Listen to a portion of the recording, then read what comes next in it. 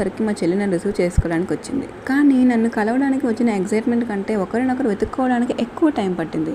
Tirupati railway స్టేషన్లో నువ్వెక్కడున్నావు, నేను ఇక్కడే ఉన్నా అంటూ చిన్న హైడ్ అండ్ సీక్ గేమే ఆడుకున్నా. అలా మా లిటిల్ కన్ఫ్యూజన్ అంతా అయిపోయాక మా ఫస్ట్ స్టాప్ వచ్చేసి గోవిందరాజస్వామి టెంపుల్.